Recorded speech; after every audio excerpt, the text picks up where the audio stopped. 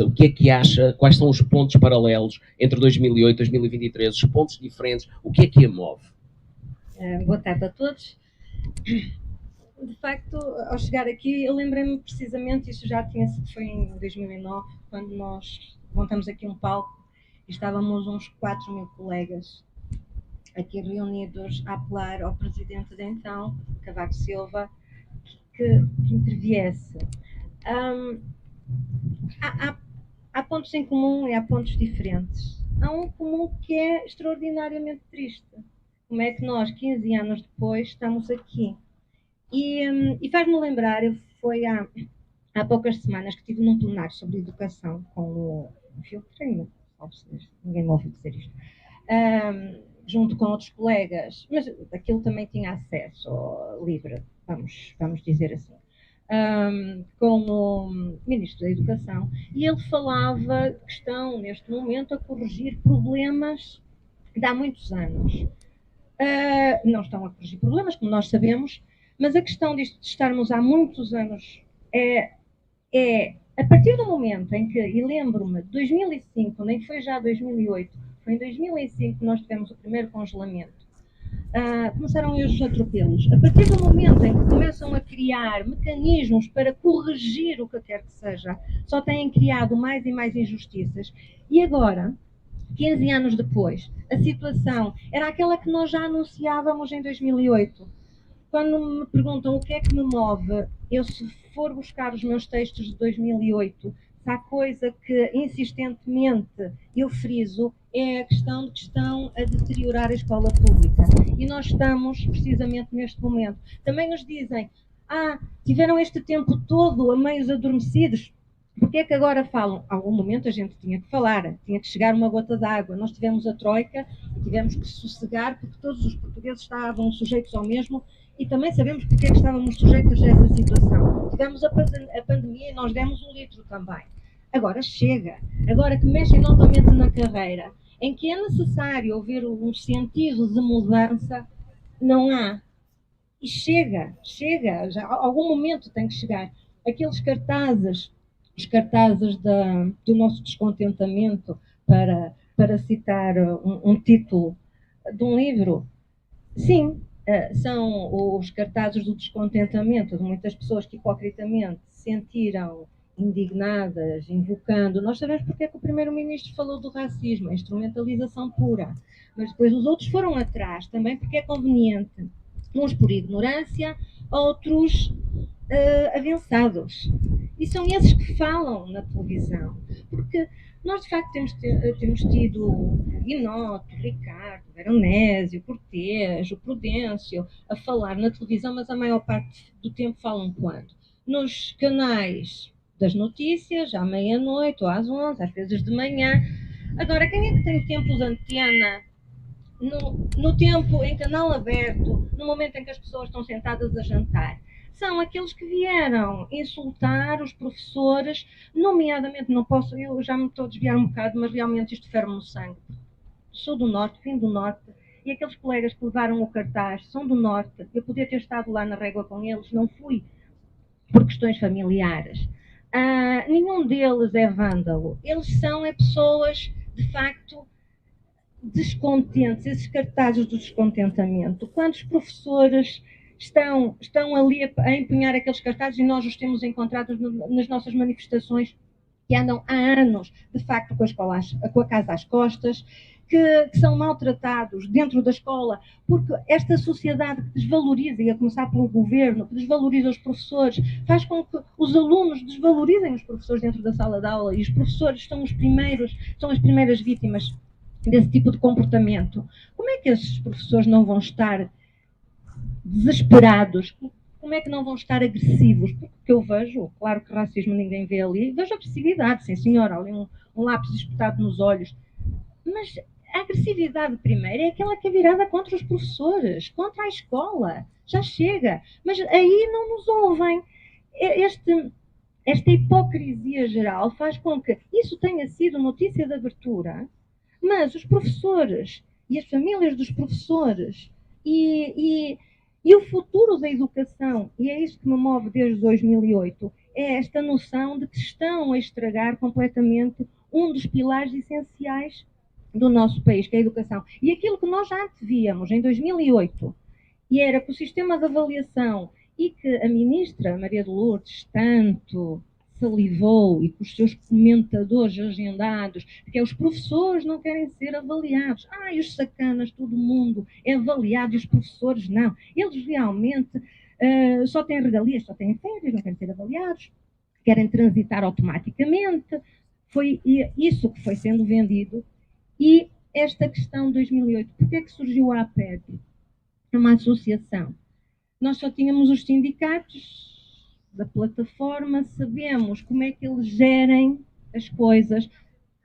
Vou ter que falar nisso. Espero que esta mensagem passe ao sindicalista Nogueira. E fiquei muito, muito enojada, vou dizer essa palavra, quando na CNN ouvi, nós soubemos qual foi a posição pública da TEMPROF, a plataforma, mas depois quando ouvi na CNN o entusiasmo com que ele invectivou os professores, os insultou, os chamou de indignos, de maus profissionais, de que aquilo não são professores, como até os quis associar a partidos de extrema. Eu conheço essas pessoas. Não há, como nós sabemos em tantas movimentações nossas, não há partidarismos. Eu não sei qual é o partido dos colegas, não importa, eles não sabem qual é o meu, se voto ou não voto. Vocês sabem que não é isso que tem estado em questão. E ele também sabe. Mas se foi útil e ver um representante dos professores a salivar de entusiasmo, a separar-se daquele grupo de professores que mais não fazem do que expressar a sua angústia, a sua revolta, a sua agressividade, o seu basta disto. E a sociedade mostra-nos que foi, de facto, aquele cartaz, de repente, olham para aquele cartaz e não olham para todas as outras mensagens que nós temos tão relevantes, que temos há cá 9 meses vemos a dizer. E em 2008 o que nós tínhamos era esses sindicatos e o desejo de nos fazermos ouvir enquanto professores independentes, que era uma coisa que não existia. Eu nessa altura, e estou aqui, escrevi uma carta. Estou-me a alongar, ou isto é conversa? Não, pode, eu já vou. Mas pronto, já vou intervir. Escrevi uma carta ao Presidente da República. Isto foi um impulso, assim, porque tinha saído há 15 dias o diploma da avaliação de desempenho, cheio, com aquela coisa absurda, que se lembram, kafkaniana, e que dependia de decretos e outros decretos e legislação, tudo por sair, mas daí até ao fim do mês nós tínhamos que ter a máquina a andar. Era assim uma coisa absurda. E aquilo estava-me a ferver tanto que eu preciso deitar isto cá para fora. Então vou falar a quem? Vou falar ao Presidente da República, porque o Governo não me vai ouvir. Então escrevi uma carta que depois me ultrapassou, porque, se lembram, os lutadores desse tempo não havia redes sociais, havia SMS e mails. E eram mails para um lado e para o outro. E a SMS, eu escrevi a carta, enviei-a, escrita, mas como a tinha escrita, assim, bem, vou mandar aos meus colegas. E depois a coisa espalhou. E lembrei-me de outra coisa, e também era algo que se calhar era preciso, e temos aqui um senhor deputado, embora não, era representante, assessor do deputado, peço perdão. Uma coisa que apercebi na altura é que a oposição queria fazer oposição e falava, via que os professores estavam a contestar, mas não sabiam o que é que estavam a dizer. Diziam disparates. E aquilo também me angustiou. A comunicação social dizia disparates. É mesmo assim. E então eu aproveitei a carta e mandei para deputados, mandei para a comunicação social, fiz isso tudo. De repente comecei a ser contactada, e nomeadamente pelos amigos do Mário Machaqueiro, e assim que estavam a pensar formar a APED. Disseram, olha, mulher do Norte, anda cá abaixo ter connosco, precisamos de uma voz feminina, aí do Norte, com sotaque do Norte. E foi aí que eu também me juntei, mas comecei a ter contactos até de jornalistas e a chamarem a atenção que na Assembleia, e eu isso apercebi-me também, que já se falava de certas coisas práticas e objetivas, porque eu nessa carta falava das coisas práticas e objetivas por pontos. E agora permita-me a pergunta, Fátima. Hoje, se viesse cá o Presidente da República, que questão é que lhe colocaria? Olha, eu queria muito falar com ele assim diretamente, de uma maneira muito prática. Porque o texto inicial já diz tudo, e eu aqui aos colegas também não tenho nada a dizer que eles não saibam. Mas queria que ele, olha, está ali o Sr. Presidente, e se lhe chegar a mensagem, então, eu queria que ele chegasse à televisão e dissesse, tenho dito, mas mais assertivamente que eu compreendo os professores, e o que está em causa é realmente o futuro da escola. Que, com estas medidas que o governo apresenta como salvíficas, não vão degradar ainda mais a escola. A vinculação dinâmica vai obrigar, coloca desde já, e o Sr. Presidente até votou favoravelmente, acredito que cheio de boa intenção, mas porque não está dentro da escola, não percebe que neste momento colocou os professores primeiro com a espada a pender, a ter que decidir, eu vou arriscar ou não vou arriscar. Porque eu sou de Braga, efetivamente em Torres Vedras, tinha 20 anos. Uma colega foi comigo, até casou. Depois, em Torres Vedras, temos 20 anos. Temos a vida pela frente. E tinha outra coisa. Eu sabia com que regras me posia. Eu sabia que havia concursos. Eu podia aproximar. E eu aproximei. E fiquei com 29 anos. Estava na escola onde eu estou agora. E continuo lá porque gosto da escola, porque posso desenvolver um projeto.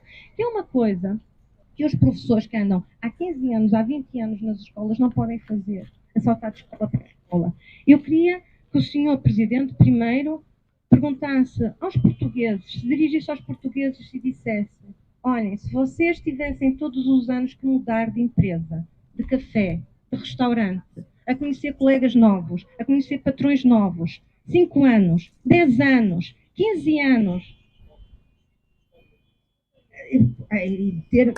Já para não falar das famílias, como é que vocês se iriam sentir? É que eu acho que os portugueses não têm bem percepção disto. Tem que se lhe dar este exemplo concreto. Como é que vocês fazem da vossa vida se têm que mudar de emprego todos os anos? E se ao fim das férias não sabem onde é que vão ficar? E se têm 15 dias para tratar de saber onde é que vão ficar? Eu queria ouvir do Sr. Presidente da República se realmente sabe isso, se é o capaz de dizer. Eu queria que ele dissesse também publicamente, porque depois nós vemos até os Miguéis e Esteves, o Sousa Tavares, o outro gosto tanto, o Sousa Tavares e outros que tais, a falarem de, novamente, estes bandidos dos professores querem ter um tratamento diferente dos outros funcionários, a velha história dos 70%.